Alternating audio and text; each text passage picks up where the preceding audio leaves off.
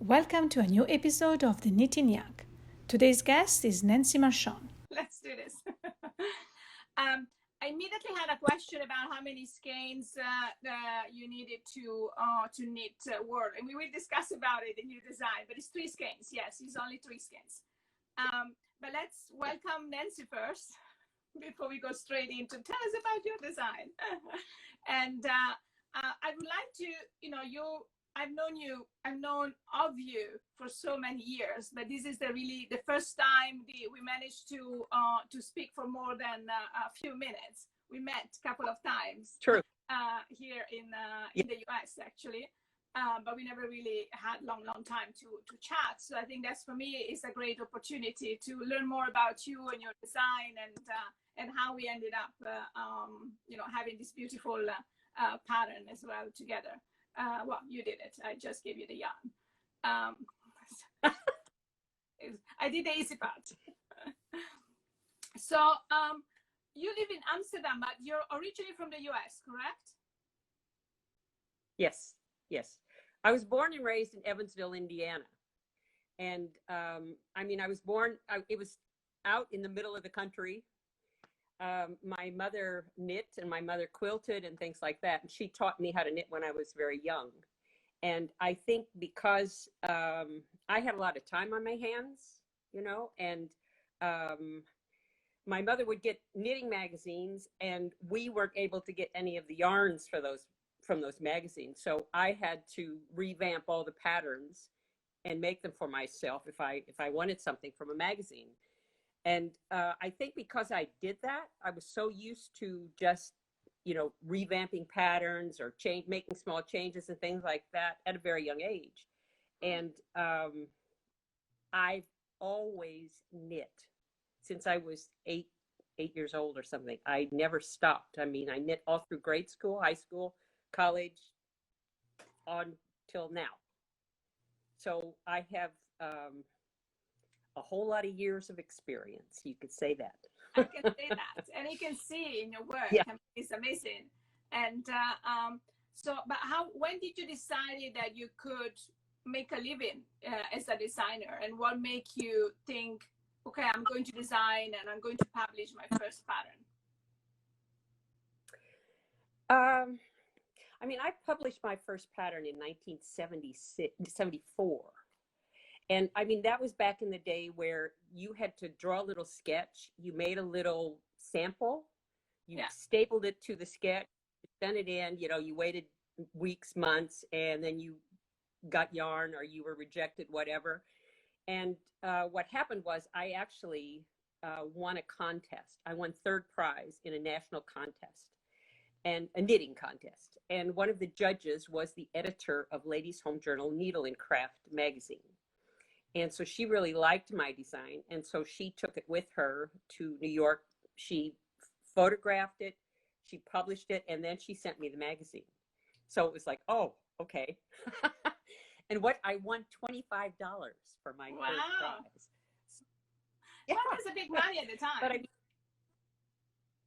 I was in a magazine. I never, I was going to college, and I was really surprised and things like that. And then a few years later, I was in California then. I was going to graduate school, and I had made a shibori jacket because my thesis was on shibori. And I'd made this really pretty little jacket. And so I sent that to Ladies' Home Journal, and they published that. And I got a pair of socks published in a book in California. And so gradually, then when I moved to the Netherlands, which was in 78, I think, 76, I don't know, I moved to the Netherlands, and I went immediately to the knitting magazine here in the Netherlands and said, look, I'd like to design. And they said, sure. And so I started designing for them, but the way I made my money was as a graphic designer. And so knitting was always on the side. I had a knitting machine, and I knit a lot of things on a knitting machine for the magazine here in Holland. But when did I start making money, or depending on knitting for my living? Never. And it was, yeah. No, I mean, I've always been a graphic designer, and graphic design that pays well. You know, I was Yeah. a freelance graphic designer, so that was really a good paying job. And I had 2 children. I was a single mom, and so I needed to make the money, and I needed to have the freedom to be able to, yeah, and work when I wanted to or not. And as a freelance graphic designer, I could do that.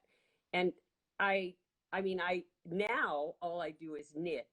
I mean, I get a little Social Security payment, but in all the extra money is from knitting and things like that. So, yeah, Yeah. I never really it never, no. Yeah, it's always Now, sort of been on the side. going back to the days where, I mean, you published with the ladies knitting journal or ladies team journal. Is that a home journal? Ladies, Yeah, yeah. ladies, Home. home needle craft, yeah. Was that Yeah. the most popular knitting magazine or magazine for art and crafts at the time? And what were the most important magazine? I assume that in those days, I mean, I recall my mom's back in Italy. She had the Mani di Fata. This was the main magazine in Italy. There was nothing online, of course, and no computers, no Ravelry, and there were like just No. two magazines, and everybody was knitting through those magazines. Was that the same here in the US with those magazines? Or? Well, I mean, there were a couple of like weekly magazines that would have a knitting pattern in them, I think. But I mean, Vogue Knitting started in 1982, and that really became I think it was 1982. It was in the early 80s, and that became a big magazine very quickly. In fact, the editor from Ladies Home Journal, Needle and Craft, became the editor of Vogue Knitting, and so that's how I started to publish things in the Vogue Knitting magazine. And then, yeah, I mean, Vogue Knitting's been around for a really long time. I'm not sure when Interweave Knit started, but that was another good magazine back in the day. There was also Knitters magazine, RX, but by then I was already in the Netherlands. So yeah, I worked for Vogue Knitting magazine when I was here in the Netherlands. That's who I worked for. I worked here in the Netherlands for a magazine called Ariadne. And it was a very high, as far as I'm concerned, it was a very high-end handwork magazine because they did embroidery, they did sewing patterns, where you those sewing patterns that they have, I'm sure in Italy, where you have to cut it, try to find the line and figure it out. Yeah. And I mean, they did all sorts of handcraft, but it was at a very high level. And all these magazines, it all depends on the editor. Whoever the editor is, that's magazine good. And Vogue Knitting had Tricia Malcolm, a great editor, and here in Ariadne, here in the Netherlands, they had a woman named Irma Goedemond, and she was wonderful. She was just a wonderful editor. I really liked working for them. Yeah. And so you were mainly publishing in the magazine to start with, and then you start your self-publishing later on? Yes. I mean, I know that back in that time too, a lot of designers would they would have their patterns printed, and then they sold the printed material to shops. And there were a lot of designers that made their money that way. Okay. I didn't do that. I just sold. That's the only, because I didn't make that much. And I mean, I also had a little business where I would make sweaters for people, because I made very graphic sweaters for a long time. Like a friend of mine, he wanted a golf sweater for his buddy.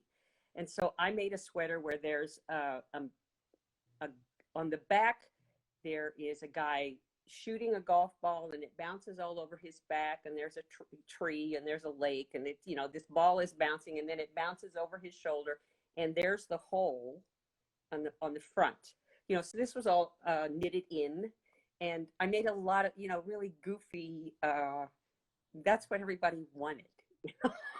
And so, and for people's birthdays, I'd make them a sweater that had happy birthday written all over it, and birthday cakes, and, just all the graphic items on it, because that's what people, they wore that. They probably wore it once, but, then they thanked their friend for giving it to them. But yeah, I did a lot of sweaters like that, personal sweaters for people. But it wasn't until, I mean, I was in graphic design when I first got here, and that was also all by hand. And then when I was 40, everything started going to the computer. And I really thought, oh boy, my life's over because I don't get this computer stuff, you know. But it took a while, and I was also pregnant, and yeah. So it just took me a while to get used to working on a computer. And once I got that down and realized, yeah, boy, there's a whole lot you can do if you've got the power to lay out books and write the books, you know, all at the same time. So that's what I did. Right. But I mean, my book I published in 2009. So that's 10 years ago. Yeah. Yeah, and I didn't publish that. Yeah. Now somebody's asking whether you made those sweater with the golf and the happy birthday with your machine or were they hand knit? Machine. I made them all on a machine.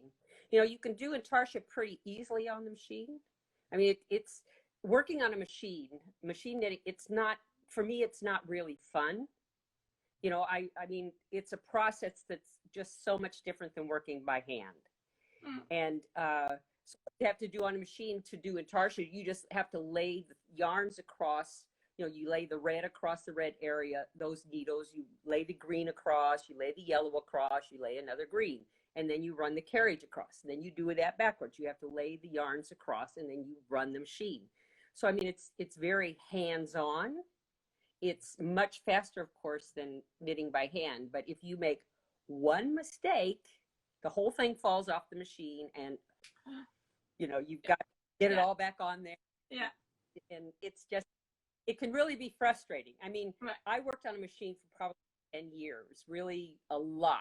And I made a whole lot of sweaters that way. And after those 10 years, I started making also just sweaters by hand. I had a knitter who was very fast, and I knit as well. And but I wasn't producing tons of stuff. I mean, I probably made 25 sweaters a year, baby. Right. You know, which is a lot. Yeah. I had somebody that knit. Yeah. Yeah. Now, do you think if you see me going, it's because I'm trying to read the the comments, and sometimes I don't know, my glasses are not as good as, so maybe I'm getting old as well. I don't see that well. Anyway, so if I do like this, it's because I'm trying to see more comments. Do you think that your background of graphic designer really helped in developing your you know, hand knitting process or the design process? I think it always helps because you know, the thing about graphic design is you know, it's a different type of design than knitwear design, but you know, it's always changing. Just like knitwear design is always changing, so is graphic design. So there were always new fonts, or there were new, you know, new layout looks. You know, so you're always being challenged. You had so much text and so many pictures, and you had to get them on one size of a paper or in a folder over 4 pages. You know, so you were constantly having to arrange things and try to make it look good. And so, I mean, I was constantly designing. And I think all of that, sure, I think that helps definitely. It certainly with my books. I mean, I saw nothing but professional photography for years because I worked for all the top ad agencies here. They're all located, you know, this was a big European hub for all the ad agencies. Yeah. And so all the American and, you know, so I worked for a lot of those because I spoke English, you know, really well. So they, you know, and so, I mean, just there was, you know, constantly you were being challenged to create something that, you know, was new and modern. And I mean, of course, I think that reflected on my knitting. But, you know, that being said, you know, this right here, this is, you can see it's like intersecting ribbons, huh? Yeah. That's, I have always used textiles in my images.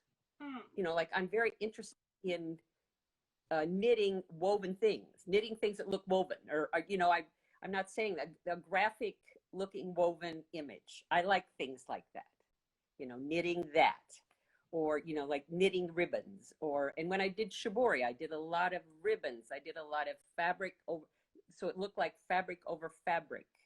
you know, that were kind of layered, but yet it was just one layer. I like that kind of, that's sort of the concept. I've always been fascinated by textiles, all kinds of textiles. And so, but you can see the graphic element in all of your design. You know, I mean, I almost feel there's also like some Japanese inspiration, but I don't know if that's true in some of the elements that you have in some of the lines. They're so pure and calming. It's very Zen as well, for me at least, you know, coming from a more Buddhist perspective.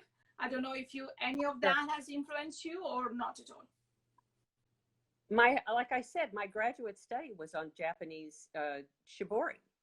I mean, when I took the first shibori class in America, you could say, because I took it from Yoshiko Wada at a little school called Fiberworks, and she'd come to America to go to college, and then she graduated. She came out to Berkeley, California, which was where I went to school. I didn't go to UC Berkeley. I went to a small school called Fiberworks that was simply organized by design graduates that couldn't get jobs. So they designed this little school. It was accredited through University of San Francisco. And so I could take classes from anybody that had a graduate degree. So I chose to take my classes from Yoshiko. Wow. And yeah, so it was, I mean, and I was just fascinated by that. So, I mean, I learned a lot about Japanese art from her. And she always, she liked the things that I did, or she thought they were very Japanese, you know, but I mean, I did really study it. I read all the history of kimonos, and there are tons of wonderful stories about, you know, how they dressed. You know, they had 16 layers, and, you know, each one just barely showed at the sleeve, and the sleeves were longer for younger women and shorter for older women. And older women wore really small little patterns, very subdued, and younger women wore the more graphic. So, I mean, there probably is a Japanese influence, but I've only been to Japan once, and that was a few years ago. So, well, time to go again soon after all of this health situation goes away. I was going to ask you, the move, you moved from the US to the Netherlands. Was that a professional move, or you just decided to take up and leave? I followed a man, and I mean, always dangerous. You know, always. But I mean, he was an American, and he moved to Holland because, well, actually, I'd lived with him for years. We decided to break up. He moved to Holland, and I came about a half a year later. But we decided not to really be together.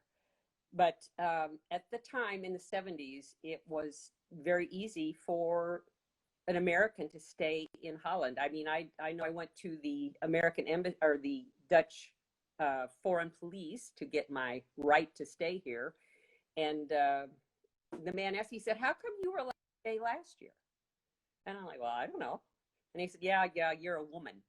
So you'll either marry a Dutch or you'll go back to America. And I said, yeah, right. So give me the stamp. So he did. He gave me the stamp. And I mean, that was the 70s. It's a lot different now. You can't just, you know, come over and stay. Yes. And after a number of years, I was allowed to get a passport. You know, I was allowed to get citizenship, which I did. So I am dual citizenship. I have American and Dutch citizenship. Right. Yeah. I just want to say hi to Susan. Susan from Loop London just popped in. I just want to say hi. Oh, hi, Susan. Nice to know her. Yeah. All right. So it was very interesting for me to hear more about the background, because I didn't know as much, and I'm sure a lot of the people that are following here know you very well. And but let's talk about knitting, and let's talk about brioche. You know, brioche, this big mystery that has come on the world, has taken the world by storm, and for years back now, and it still is a mystery to some. And you say that it's not that difficult. Is that what you say? Absolutely. I mean, you know, I found this stitch in Holland. I did. I found it here, you know, and I mean, if I had a little, I just didn't, I just didn't pick up my needles and start brioching. I mean, I had to teach myself. I think people that have been knitting for a long time struggle with it more than people who don't knit very much at all, or they're just learning, because we're so set in our ways as to how we carry our yarn. And what you have to learn is this simple process called slip one yarn over. And you have to learn that. That means you bring the yarn to the front, you slip the stitch, and then instead of carrying the yarn across the front or across the back of your yarn, your stitch, you carry it over and you knit it. So you have a stitch that has a little shawl, and then you have a stitch that was knit, and then you have a stitch that has a shawl and a stitch that was knit. Come back to that. The stitch that has a shawl, you're going to brioche knit that together, which means you knit the stitch and the yarn over together. And then the single stitch, you bring the yarn to the front, you slip it, you carry the yarn over, you give it a little shawl. And it's a process that you have to really, you can't watch TV to learn it. You have to be alone or sit with somebody that knows how to brioche knit, have a book that tells you, go online, but you have to just concentrate for a good half an hour. Yeah. Yeah. And I mean, the thing of it is, there's this cadence, there's this rhythm that comes along with brioche that, once you get that rhythm, it's like, oh my gosh, this is just a wonderful, soothing, yoga-like rhythm, and brioche knitting is slip one yarn over brioche knit, slip one yarn over brioche knit, slip one yarn over brioche knit. And there's a learning curve, man. Once you've got it, it's a piece of cake. It really is. Well, if it's just, yarn over, leave one, and what you just said, why do you have a full book about it? Yeah. No, I'm just kidding. I had this book for a while, and I just flipped through because I love, this is one of your, few books, of course, is Knitting Brioche Lace. And I want to talk about one of the design that is in this book. And it's available on Amazon, so it's very easy to get them for anybody that is interested. But it's, besides the beautiful design in there, I love it because the explanations are so clear that I possibly could do it, I think. I'm sure you could. I'm sure. I actually took a class with Olga. I took I took a fourth of a class with Olga because people kept coming, asking me questions, so I couldn't concentrate. And Olga kept saying, you can do it, you just have to concentrate, and somebody was calling. So I did a little bit. Right. And it didn't sound that difficult once I had Olga next to me. As soon as she moved away, I was like, oh, paralyzed. But, so so I'm waiting for you to come to the US. Well, I mean, oh, yeah, okay. I mean, I'll come to the US as soon as all this, clears up, as soon as I can start moving again. But yeah, who knows when that'll happen? Who knows? I mean, even myself now, I cannot even go back home to Italy. US city, US people, are not allowed back to Italy, so I will have to wait to go back home as well. So I spend all summer here. But anyway, so you have this book, but you also have, of course, you have many books, and you have so many wonderful designs. And I know that we only have a limited time because we get cut off at 1 hour, exact 1 hour. And of course, then you have the amazing book on tuck stitches as well. Yeah, that is one of my favorite books, and it's just because they're such beautiful stitches. They're so sophisticated, and they have so many possibilities. And I think it's brioche is one of the tuck stitches. A tuck stitch is just simply where you slip a carry the yarn over, but you might stack it. So you might do it 3 times or 4 times or 2 times. But, so you're tucking that stitch when you finally knit the stitch and all of its yarn overs together. And you get beautiful patterns, reversible patterns. It works wonderfully with 2 colors. And yeah, I love tuck stitches. I love them, love them. I must say that I think that this book, I mean, just the graphic design in this book is so clear and beautiful. So I think that definitely your background has to do, I mean, everything, is so clear. step by step. And you know, a lot of time you get these images in the book that you're trying to figure out what they, you know, because the hands are wrong or the position is wrong, and then you just think, I hope there's a video somewhere. But this one you can actually follow, and it really flows, and just looking at the book makes you feel like you want to try something in my spare time.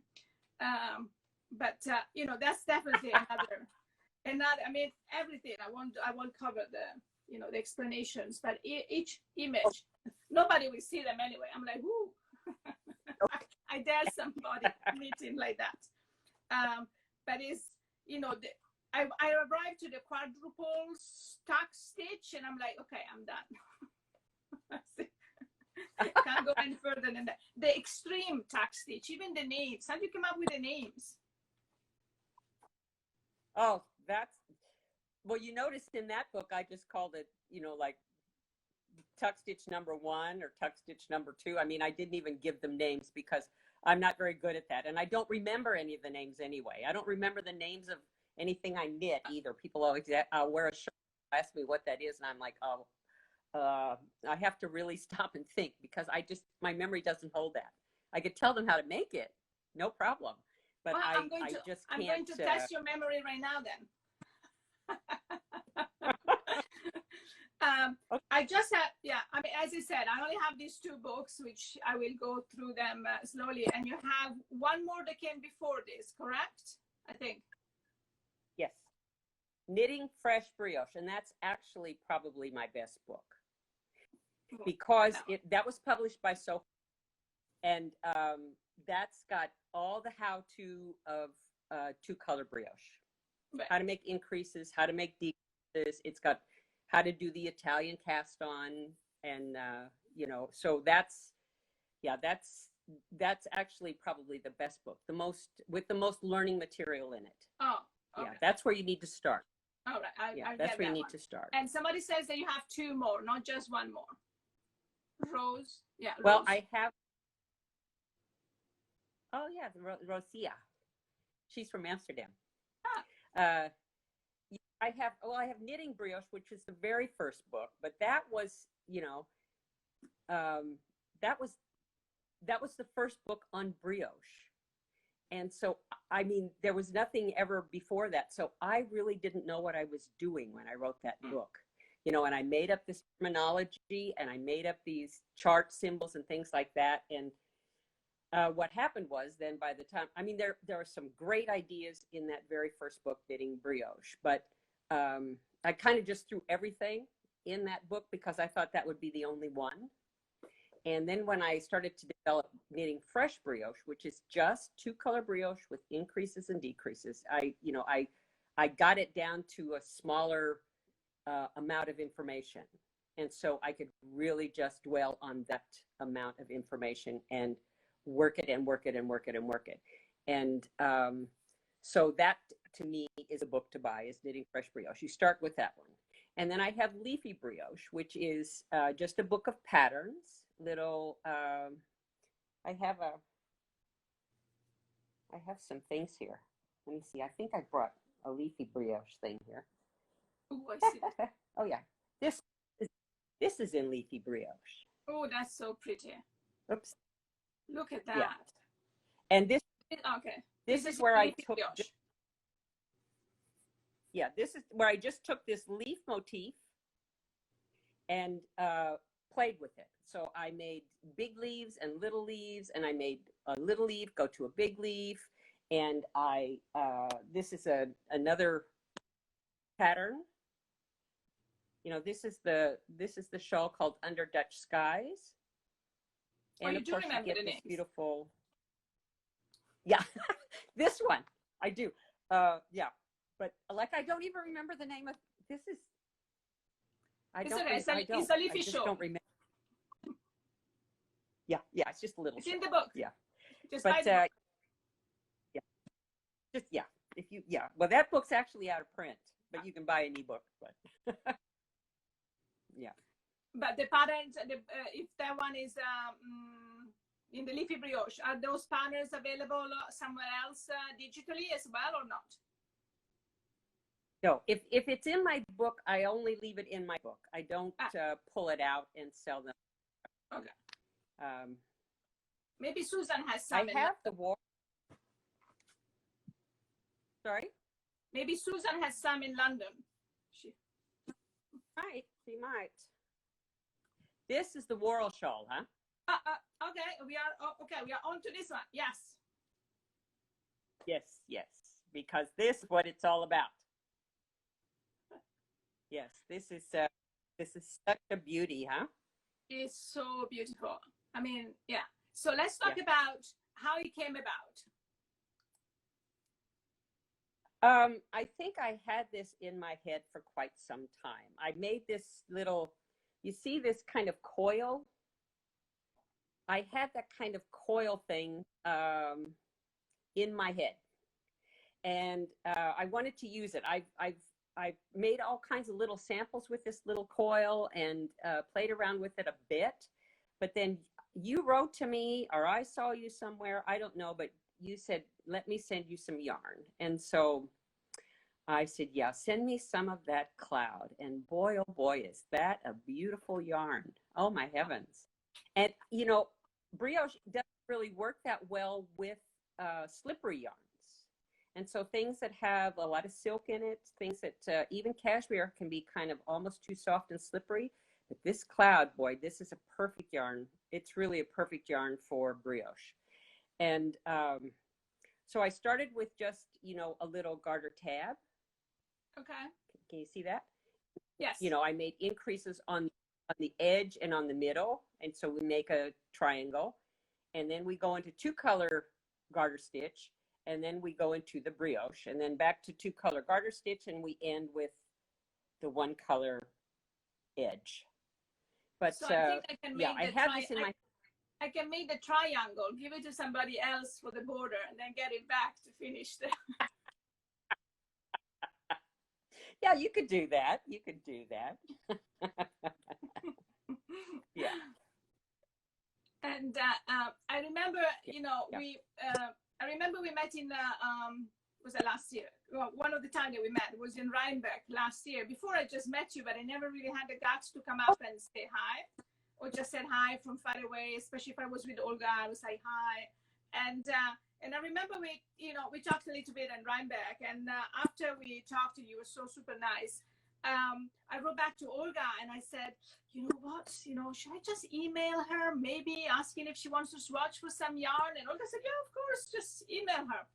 And, she's the nicest one, and, all the beautiful things she said about you.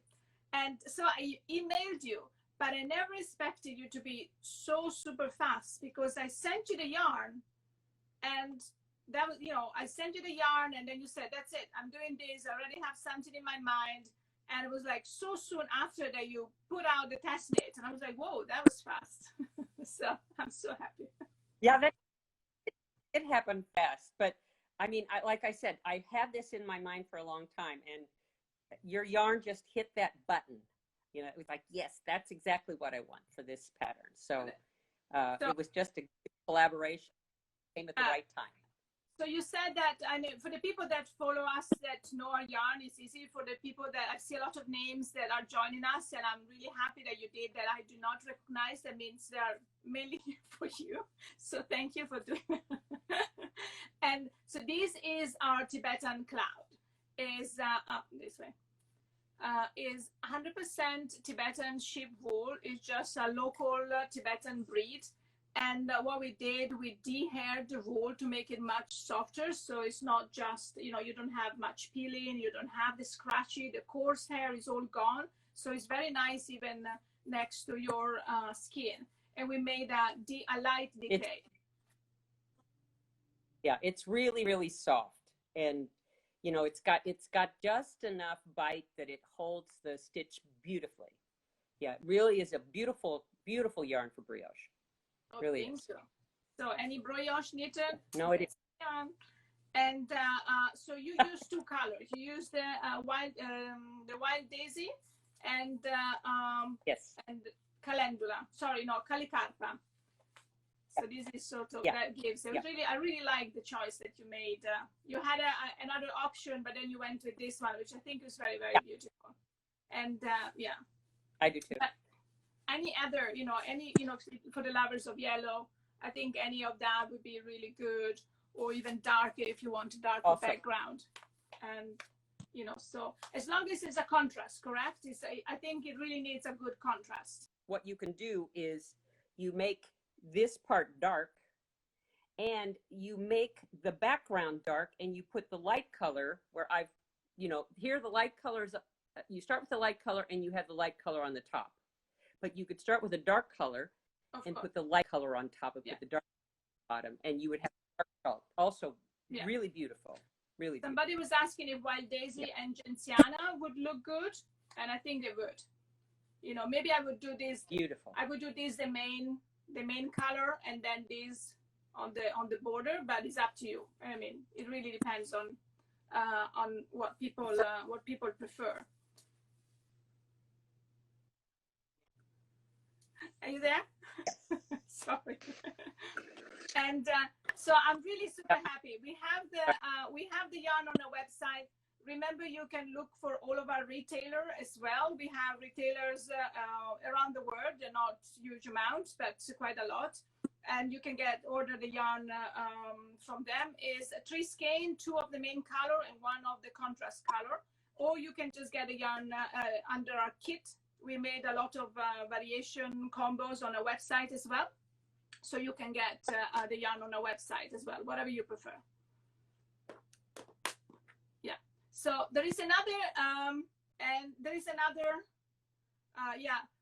as I always say during this chat, I sort of make personal choice of the design that I want to talk about, and normally discuss it with a designer, or sometimes I surprise the designer, say, do you have this? And I emailed Nancy about a few of the patterns that I really like. Oh, sorry, somebody's asking about the name of the pattern. So the name of the pattern is Whorl. It's WHORL. And this is the new pattern that Nancy has released yesterday. So you can see on our Instagram, or on our Instagram, you will see all the details. And somebody else is, so I'm just trying also to get a comment. We have classes on Blueprint, who I believe is closing down. Will your classes be made available elsewhere?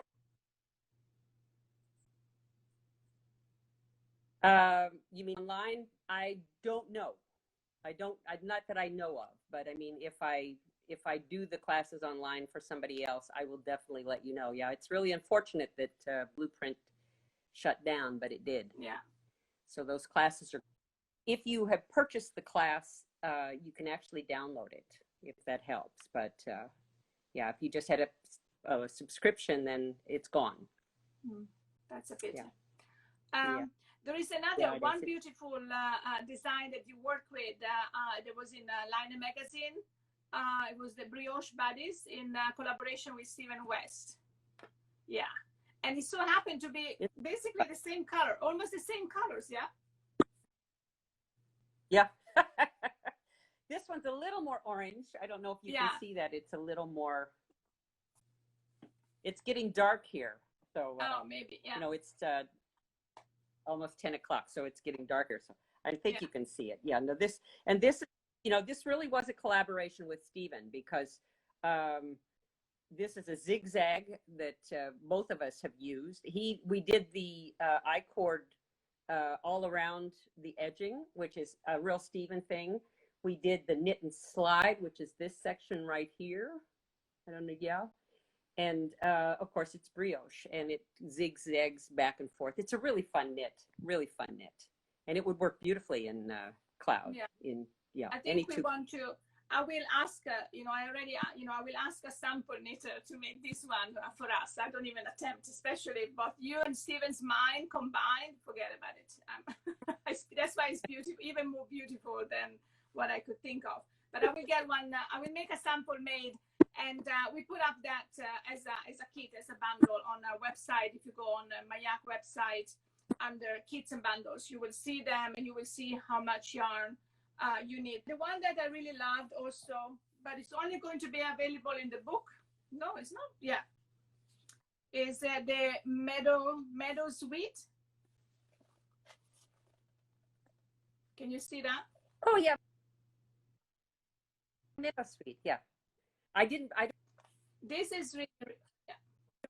have here, but yeah, that's a beautiful, that's a really beautiful. And you froze for me again, but maybe not for the others. Maybe it is my connection. And I love the colors. I love the light green colors of this one, and it has a very nice. So, is this okay? There's another image of that one, or this one. Can you see? It's really, really, really beautiful. And I thought that this would also look nice. We have, a lot of knitters, they want to stay close to the original in terms of colors. So this would be also very nice with the wild daisy and the salvia argentea. I didn't cake this up to make this. Don't worry about it. I just did it, and I was like, oh yeah, maybe. I just sent it to somebody. If anybody wants to knit that, here's the yarn. But that is a beautiful one. But you just said that is only available in the book then, yeah? Probably.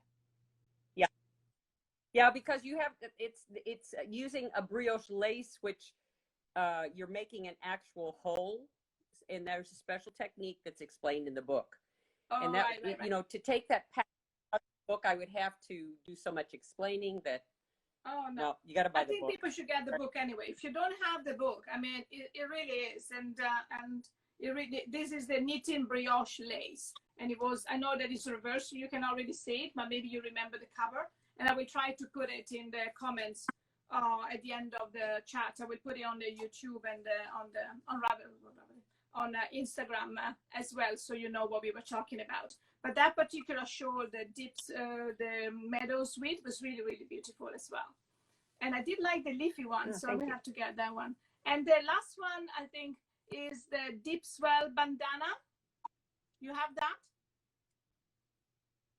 I don't have that. I think, I made that for a Verb for Keeping Warm, a shop in Oakland, California. And I think I gave it to them because I don't have that. But it's on, it's on Ravelry. You can see it. But it's a beautiful, it's a very subtle, I make a lot of these triangular shawls where you start at the top, and then as you increase, then you start adding stitch patterning to it. Yeah. And then these stitch patterns, as you keep adding more and more of them.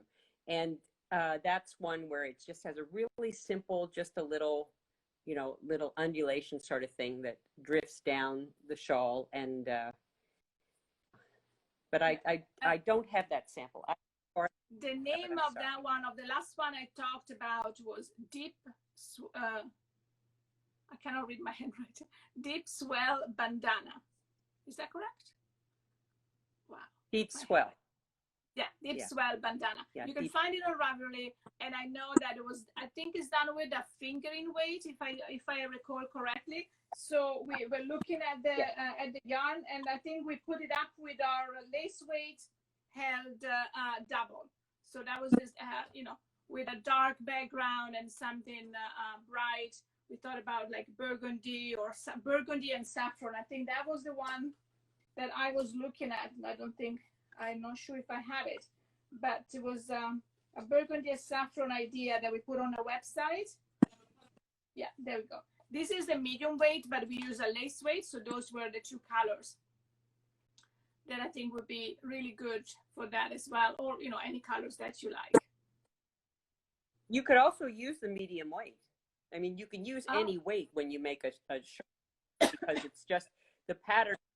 It's just a repeat that keeps going until you're done. So you can make it as big or as small as you want, actually. Oh, wow. Yeah, so you could use any weight. Okay. Yeah. So we could use that. Oh, could we use also the DK then, the different yarn? But wow. You can use any. It's just the whole thing will be bigger, but the repeating is the same. But and with a lot of shawls, like the Whorl Shawl, that's different. Yeah. It's a lot of people want to get gauge and make sure they do it to the right size and everything else. So, but now you're saying you can just use any yarn. People need to understand that, the sizing will be different, but the gauge also will be different. Yeah, the gauge will be different and the size will be different. And the amount of yarn you need would also be different. Because you might get a bigger size with lace. You might get a bigger size with using, of course, you'll use, not as far as weight-wise goes, you'll use less. Right. Yeah.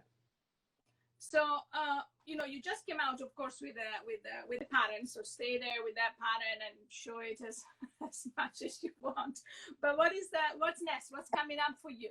I mean, I think that plans have changed a lot. So for everybody, so what's going to happen next? I'm coming out with an ebook about Brioche shawl shapes. Ooh. And I have a few here. Can you see this? Oh, yes, we can. Little shapes. Oh, my goodness. Yeah. Yeah. Of course, that's the back. But this is, yeah. I have about, I probably have, I don't know, 100 of these little shapes. And so I'm just going to come out with an ebook about making these shapes with brioche. I mean, a lot of people, that's a popular class for a lot of designers to teach because it's something that I know a lot about. And so I thought I would just do it with brioche because the math is a little bit different. The shapes are a little bit different. Some of them work exactly the same, but not all of them do. And so I'm just making all these little shapes, and I'm going to put that together in a little ebook.